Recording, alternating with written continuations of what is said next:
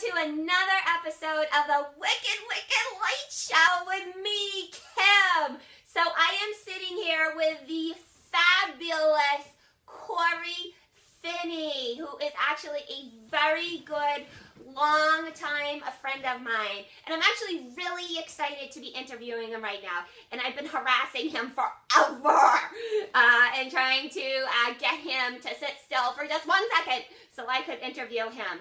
So this is really important to me that I actually get a chance to speak with him because he's actually the founder of something called the Safe Project. So I'm really excited to talk to you, Corey, about this. So I want you to tell all my viewers about this Safe Project. So what exactly is the Safe Project? So the Safe Project is about addiction awareness. What we do is we focus on getting people into detox, like outreach programs. We work on helping people. We do a lot of events. That's what we're known for. So we do a lot of addiction awareness events, recovery, speak at some vigils, things like that. So exactly what kind of addiction awareness do you really want people to kind of be more, aware about? Well, I want them to be aware of the heroin epidemic everyone knows. You go on Facebook, you see people dying every day. Things are happening all the time. You can't get away from it no matter where you turn. It's in your face, on the news. You hear all the negativity. You don't hear anything about the positive, anyone in recovery. You only hear about the people passing away or, people overdosing, things like that. So my job is to do events for addiction awareness to make sure people understand that, recovery is possible.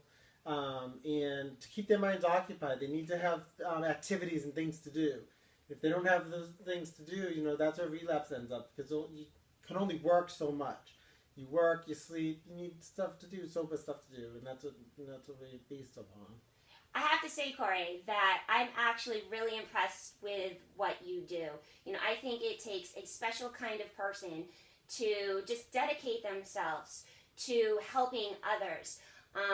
We were having a conversation prior to the interview and talking about how, we just didn't realize, or at least I didn't realize, for the longest time how bad this heroin epidemic really was.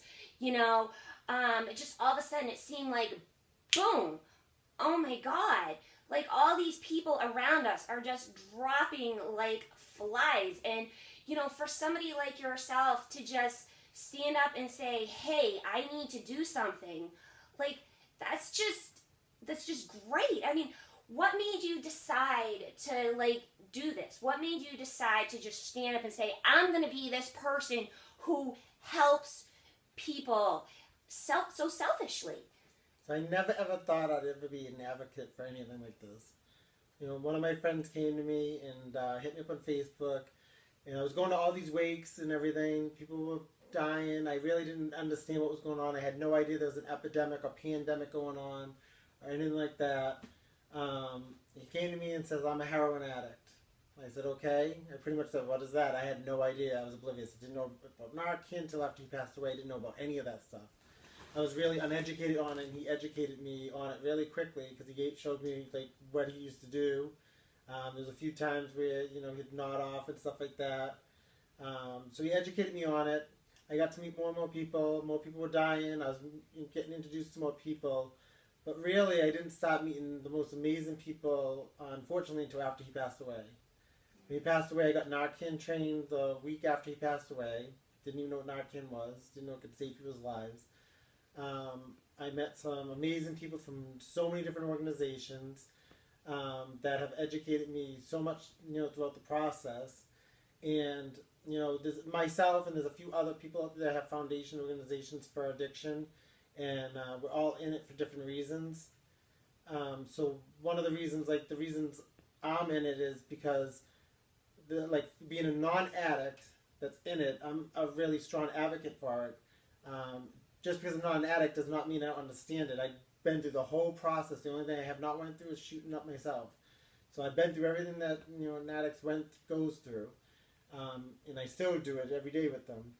And what I would tell them is, don't give up. I try to give them the motivation, inspiration to know that they can do better. They know they can call me anytime, and I will help them and do whatever I can. But it all really, the foundation all started with my friend Sean before he passed away or whatever. He built that foundation, and he gave me the foundation. I just built the house pretty much. So so that was how long ago, you said? Like 5 years ago, I think. So now, how big exactly is your SAFE project now? So the SAFE project started off really small, and now it's huge. So now I started a SAFE Project Ohio team. I'm working on a New York team right now with somebody. I have people in LA, Arizona, and Vegas. And the big foundations here in Boston. So we're spread out all through, all through like Boston, all like Massachusetts and stuff.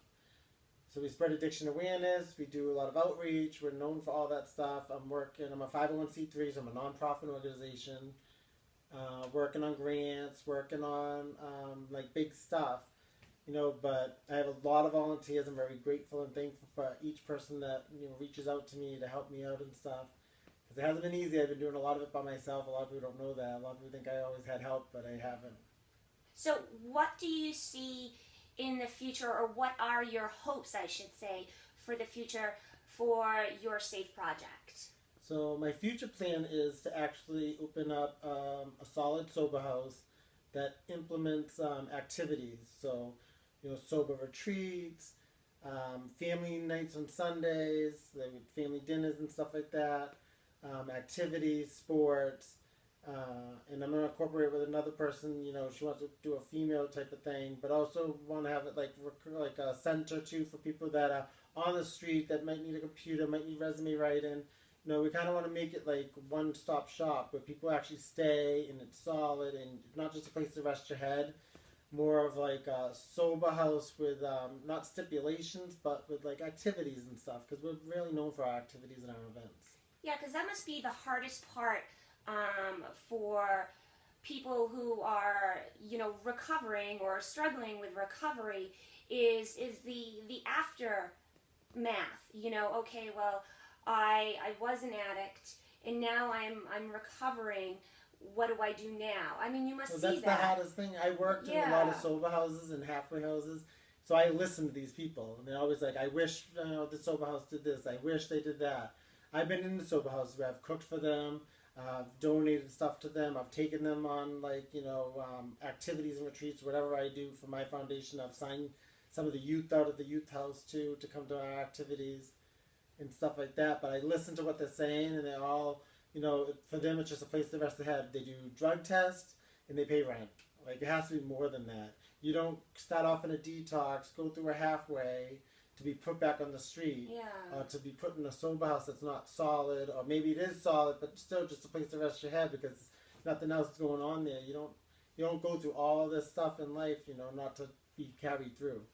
Yeah, and I have to say, one of the things that I think is great after talking to you extensively about what you do is that you actually do, follow through with each and every person that you deal with, and you're genuinely concerned about them, not just about getting them into a program, but seeing how they are afterwards.